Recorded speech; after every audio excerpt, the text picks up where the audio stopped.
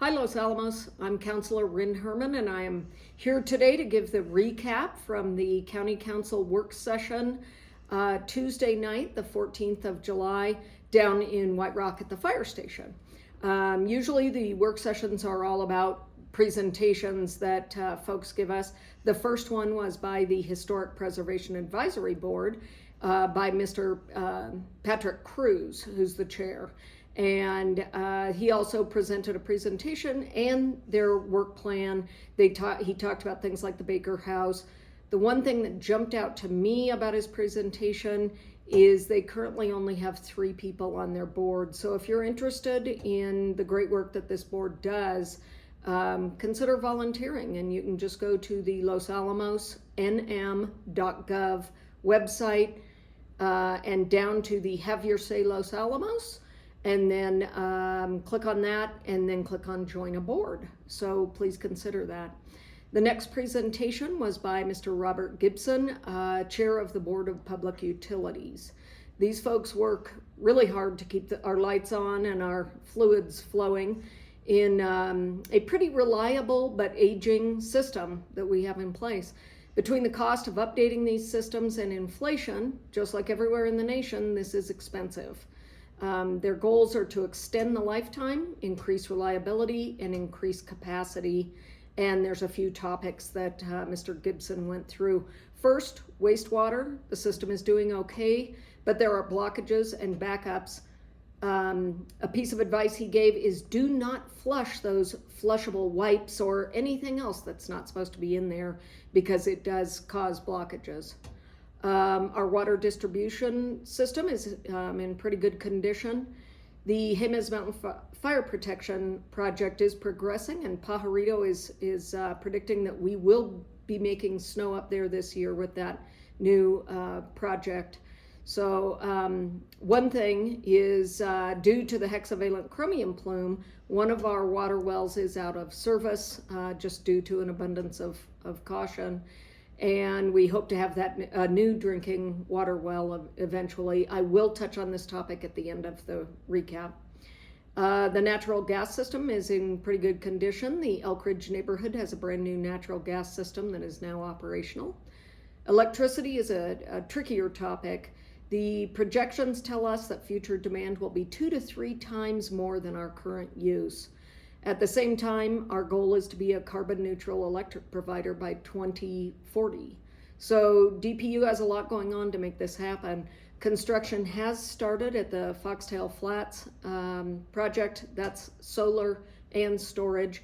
That should come online in less than a year. But you may also have heard about the Alvaro Dam rehabilitation. That is an earthen dam that was built in the 30s, and it needs a lot of work. It has been drained, and now they're trying to figure out what to do, which may take a while. So this is tricky. The Electric Coordination Program, or ECA, is still being worked out with Lanel. Hopefully that will be done very soon.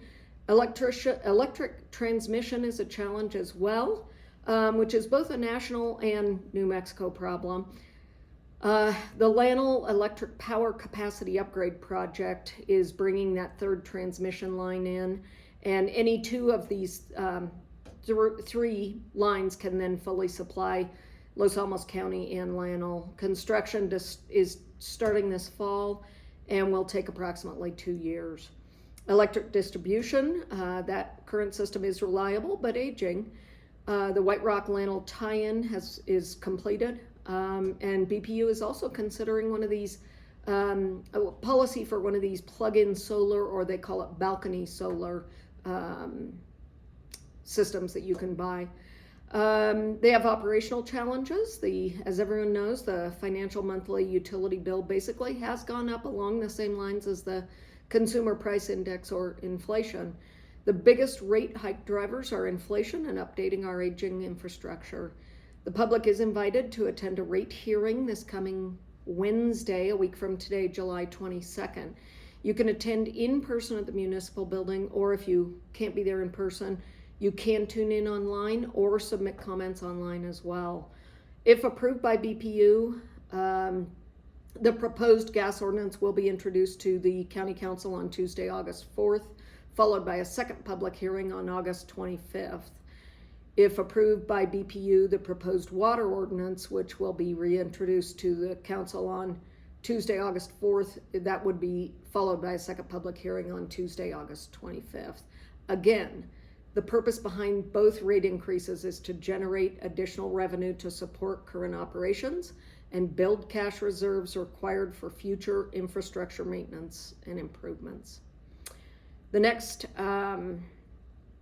presentation was by Dave Kruger, the Public Information Officer, and he did a demonstration of the community dashboard of the performance metrics. And this is a really great thing that you can go online and look. Go to losalamosnm.gov and then scroll down to performance metrics. And this is basically the leadership plan, sets the county council's visions. The county council sets these visions for moving the county forward. And this plan is reviewed annually to make sure that the 5 major focus areas are still current. And then there are objectives found under each one of the focus areas. And you can go online and take a look at just performance to see how the things that we're focused on are moving along. And you can look at really interesting things like all of the housing projects that are taking place. There's a map, and you can just click on the map and get information about how far a project is, how many units they will have, and all of the information. So I'd encourage you to take a look at this, spend some time on these performance metrics. It's really interesting. The next presentation was on the comp plan, the comprehensive plan update that's happening right now.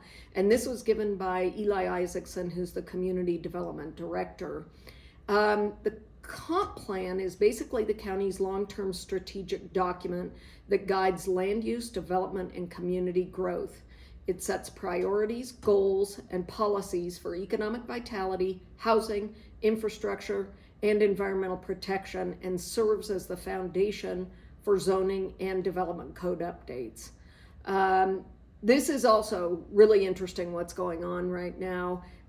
This is kind of a year-long project that they've been working on since about the first of the year, I guess. There's a lot of planning and development of strategies that goes into this. There is a survey right now that you can go online and take if you would like to give input to this. Again, go to go to losalamosnm.gov. Go down to Have Your Say Los Alamos, click on that, and then scroll down to the comprehensive plan update. Click on that and look for the survey. They would welcome your input on this. The first draft should be done by, I believe, October. There are many opportunities to give your input for this. And then this should be completed by the end of the year. So great work on those guys' part. The last thing I want to say is just if you are concerned about the hexavalent chromium plume from Los Alamos National Laboratory, you should reach out to the New Mexico Environmental Department and the New Mexico Office of the State Engineer and let them know. These agencies are the primary state-level bodies overseeing the plume's monitoring, regulation, and remediation. And the New Mexico Environmental Department is currently pursuing civil enforcement actions against the DOE over the plume's migration. So right now, they are not even working together on this complex problem. Both the DOE and NMED are doing a good job keeping the county and the Pueblo de San Ildefonso updated on what's happening. They are monitoring wells that are being built right now. So this part is a good thing. But right now they are telling us there is no risk to our drinking water. I'm concerned as a citizen of northern New Mexico about the movement of this plume. I'm concerned that it is now spread to the sacred tribal land of our neighbors on the Pueblo de San Ildefonso. And I feel like this is a generational problem and they need to be working together now to be finding a path forward. So please take the time to write to NMED and let them know that this matters to all of us as New Mexicans. I hope you'll consider that. And thank you very much. Have a great day.